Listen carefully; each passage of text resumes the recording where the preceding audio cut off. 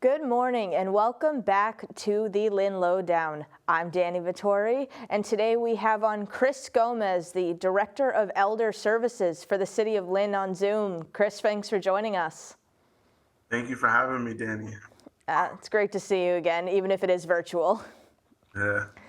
So a big thing I wanted to talk about was you announced in your last meeting that you're going to be doing a pilot program with seniors for like seniors with computers. Would you talk about that a little bit? Yes. Through the pandemic, we came to find out that there was a huge digital divide with Lynn seniors and digital equity. So part of the program is we're gonna teach seniors the fundamentals of using a computer.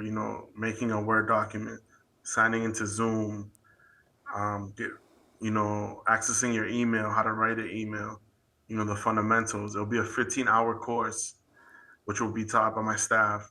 And then the combination of the course, the computers the seniors were actually working on, we'll give them to them for free to be able to take them home. And we'll give them a free year of internet. This is in collaboration with Techos Home and ECCF. That sounds like a great program to have, really teach them about it. I know a few people who could use that. Yes. Even in my own family, like my grandma would always call me, or my aunts, uncles, how do you do this? How do you do that? So I think this will fill a great need in our population and for the city as a whole. So we're really excited to start this program, and yeah. That does. It sounds incredible. Do you know when you'll be starting it? Like, how's the process going? So both of our teachers have gotten certified, and tentatively we're looking to start the program at the end of December or early January. Oh, great. So you're almost there. You're getting right there for it. Yes, yes. So we're really excited, and at the culmination of our first class, then we'll keep, we'll keep doing more and more classes. Mm-hmm. So if space is limited. So if you can't get into the first class, then it's all right. You'll be able to get into the second or third. Yeah, because I was going to ask how many people are in like per class. How big are they? So each class is supposed to be between 10 to 15 people. Oh, great. So pretty small, so they can get some Yes. good one-on-one help. Kind of what you're Yes, thinking. which is really important because, as you know, when you do anything that's kind of new to you, you kind of need that one-on-one attention to really grasp it and understand all the concepts. And Oh, yeah, definitely. I know I've even had my dad before kind of yelling at me, Danny, how do you do this thing? So, yeah, that'd be a great program to have. And it's a pilot program, so does that mean in the collaboration they're hoping to maybe start at Lynn and then expand it beyond, or how would that work?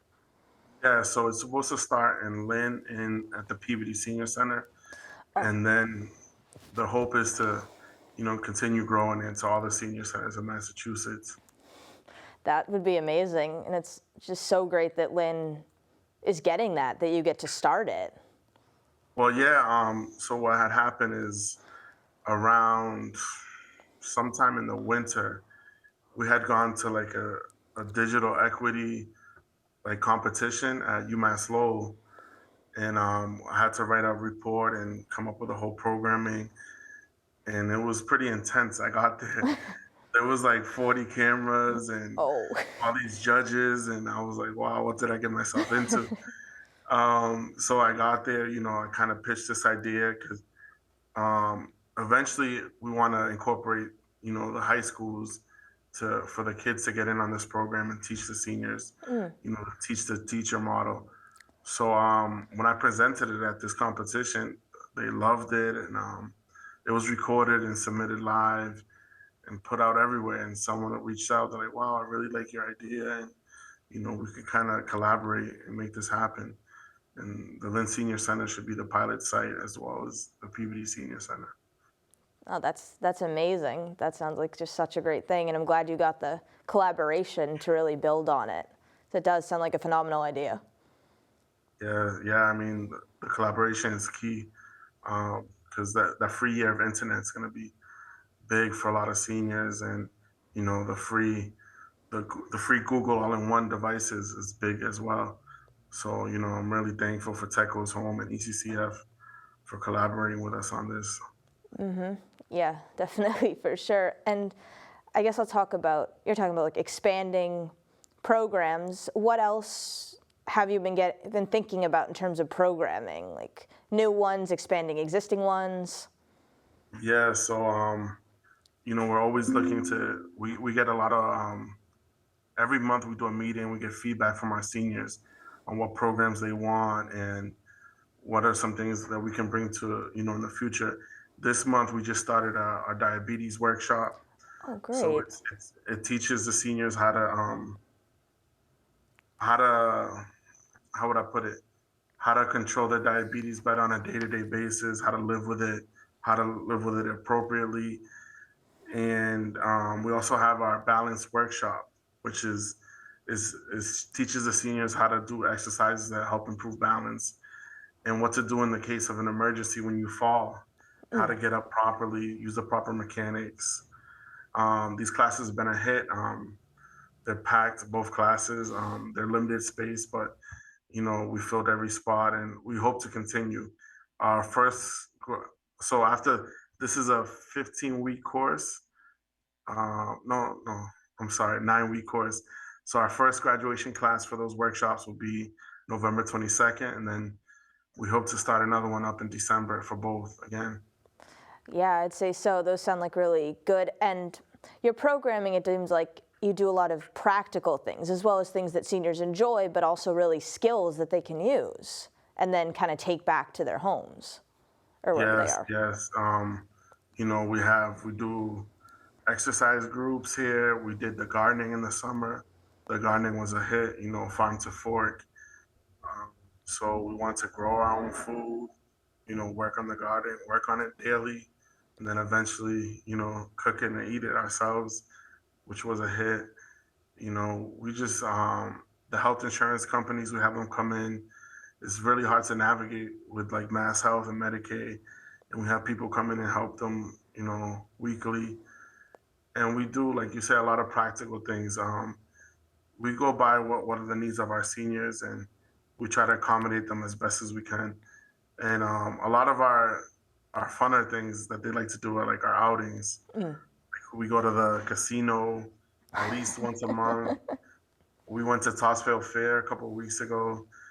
We had over 50 seniors sign up for that trip. Wow. We went to the Brooksby Farms. We went apple picking, pumpkin picking. We do everything, all the seasonal events that we can do. And, whatever the seniors bring up that they really want to do, we try to make it happen for them. Yeah, it's definitely a very collaborative environment, which I love. I wish I could have gone on the Topsfield Fair trip. I didn't get there this year, and I was so sad. I love going. Yeah, it was a great time. And do you go on all the trips yourself too, or is it I go on staff? some. I can't really. I don't have the time to go on all of them.